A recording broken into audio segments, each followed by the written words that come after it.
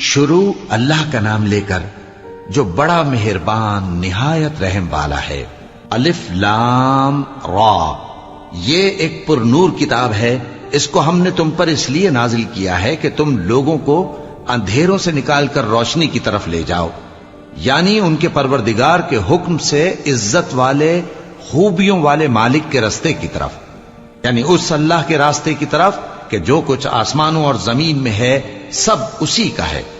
اور ان کافروں کے لیے عذاب شدید کی وجہ سے تباہی اور بربادی مقدر ہے، جو آخرت کے مقابلے میں دنیاوی زندگی کو پسند کرتے اور لوگوں کو اللہ کے راستے سے روکتے اور اس میں کجی چاہتے ہیں۔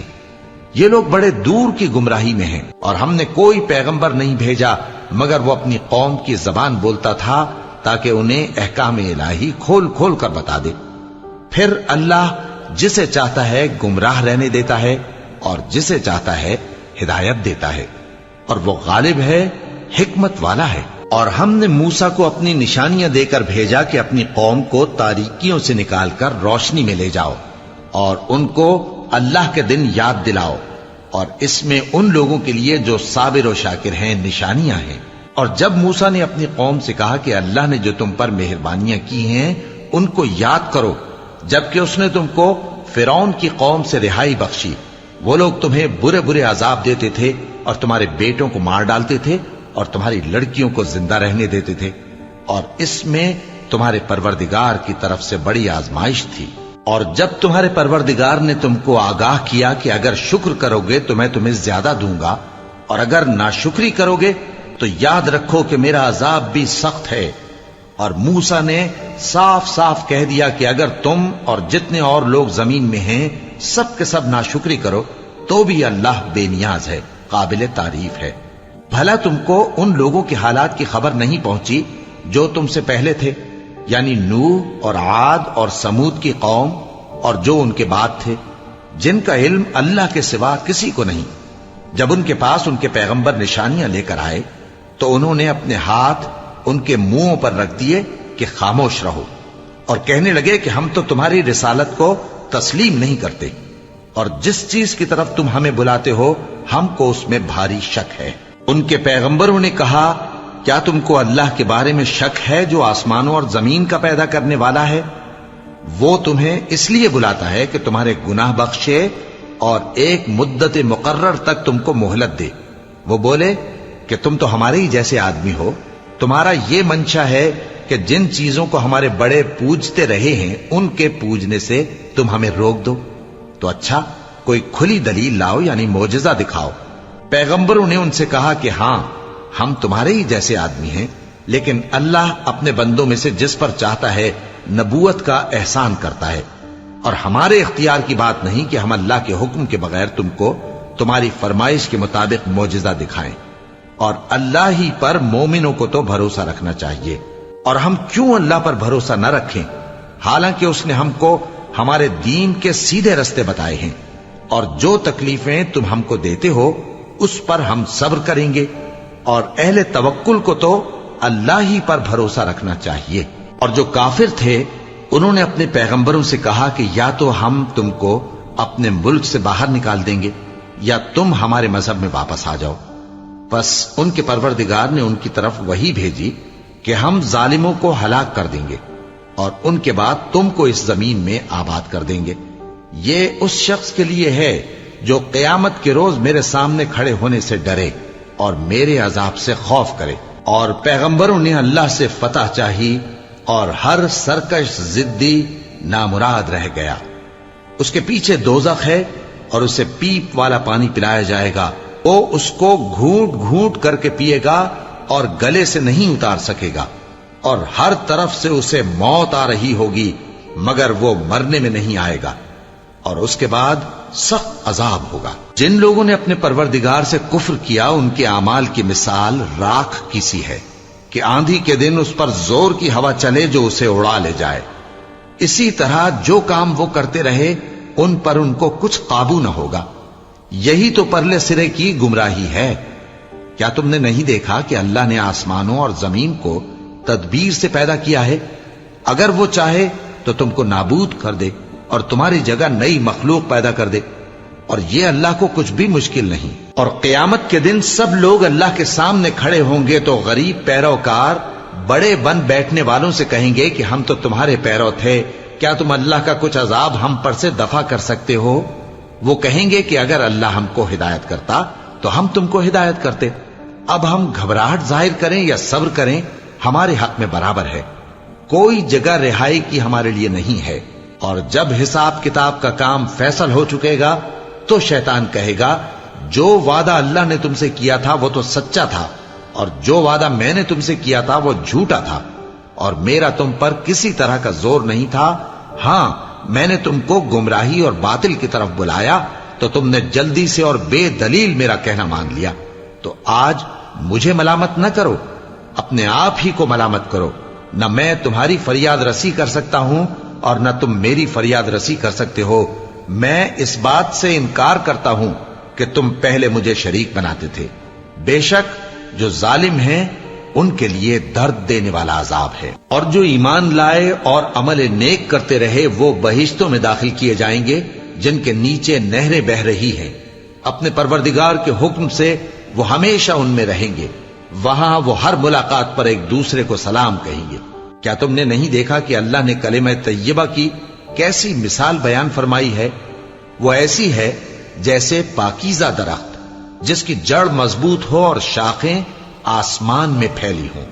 وہ اپنے پروردگار کے حکم سے ہر موقع پر پھل لاتا ہو، اور اللہ لوگوں کے لیے مثالیں بیان فرماتا ہے تاکہ وہ نصیحت حاصل کریں۔ اور ناپاک بات یعنی غلط عقیدے کی مثال ناپاک درخت کی سی ہے کہ وہ زمین کے اوپر ہی سے اکھیڑ کر پھینک دیا جائے، اس کو ذرا بھی قرار و ثبات نہیں۔ اللہ مومنوں کے دلوں کو صحیح اور پکی بات سے دنیا کی زندگی میں بھی مضبوط رکھتا ہے اور آخرت میں بھی رکھے گا۔ اور اللہ بے انصافوں کو گمراہ کر دیتا ہے، اور اللہ جو چاہتا ہے کرتا ہے۔ کیا تم نے ان لوگوں کو نہیں دیکھا جنہوں نے اللہ کے احسان کو ناشکری سے بدل دیا اور اپنی قوم کو تباہی کے گھر میں لا اتارا، یعنی دوزخ میں، کہ سب ناشکرے اس میں داخل ہوں گے اور وہ برا ٹھکانہ ہے۔ اور ان لوگوں نے اللہ کے شریک مقرر کیے کہ لوگوں کو اس کے رستے سے گمراہ کریں۔ کہہ دو کہ چند روز فائدے اٹھا لو، آخر کار تم کو دوزخ کی طرف لوٹ کر جانا ہے۔ اے پیغمبر، میرے مومن بندوں سے کہہ دو کہ نماز پڑھا کریں، اور اس دن کے آنے سے پیشتر جس میں نہ اعمال کا سودا ہوگا اور نہ دوستی کام آئے گی، ہمارے دیے ہوئے مال میں سے پوشیدہ اور علانیہ خرچ کرتے رہیں۔ اللہ ہی تو ہے جس نے آسمانوں اور زمین کو پیدا کیا اور آسمان سے مے برسایا، پھر اس سے تمہارے کھانے کے لیے پھل پیدا کیے اور کشتیوں اور جہازوں کو تمہارے زیر فرمان کیا تاکہ وہ سمندر میں اس کے حکم سے چلیں، اور نہروں کو بھی تمہارے زیر فرمان کیا، اور سورج اور چاند کو تمہارے لیے کام میں لگا دیا کہ دونوں دن رات ایک ڈگر پر چل رہے ہیں، اور رات اور دن کو بھی تمہاری خاطر کام میں لگا دیا، اور جو کچھ تم نے مانگا سب میں سے تم کو عنایت کیا۔ اور اگر اللہ کے احسان گننے لگو تو شمار نہ کر سکو، مگر لوگ نعمتوں کا شکر نہیں کرتے۔ کچھ شک نہیں کہ انسان بڑا بے انصاف ہے، ناشکرا ہے۔ اور جب ابراہیم نے دعا کی کہ اے میرے پروردگار، اس شہر کو لوگوں کے لیے امن کی جگہ بنا دے، اور مجھے اور میری اولاد کو اس بات سے کہ بتوں کی پرستش کرنے لگیں بچائے رکھیو۔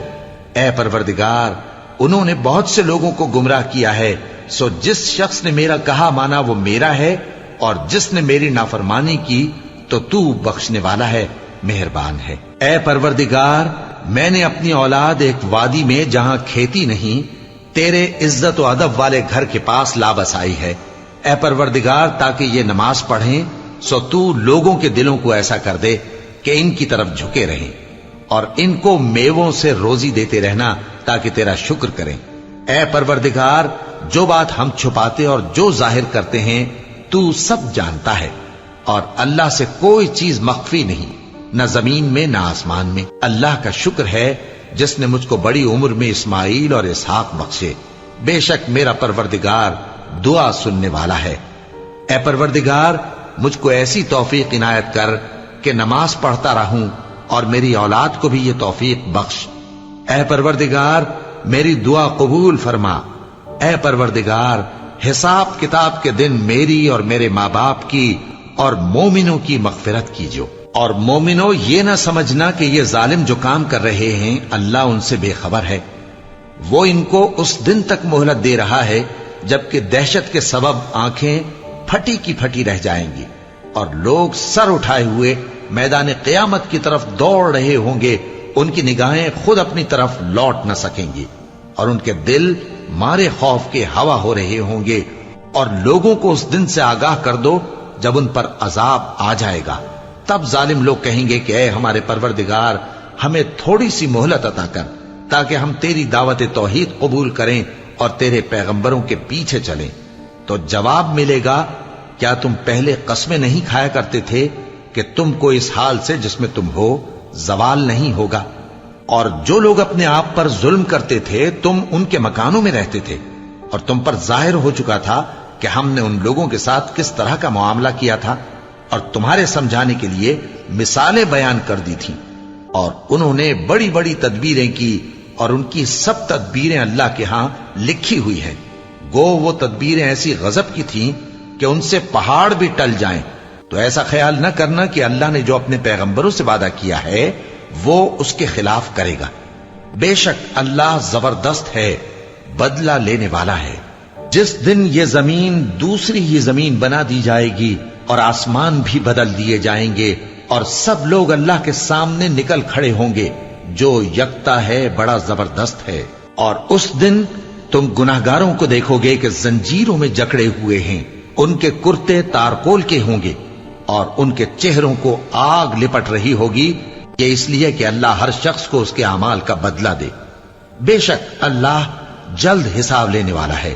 یہ قرآن لوگوں کے نام اللہ کا پیغام ہے تاکہ ان کو اس سے ڈرایا جائے اور تاکہ وہ جان لیں کہ وہی اکیلا معبود ہے، اور تاکہ اہل عقل نصیحت حاصل کریں۔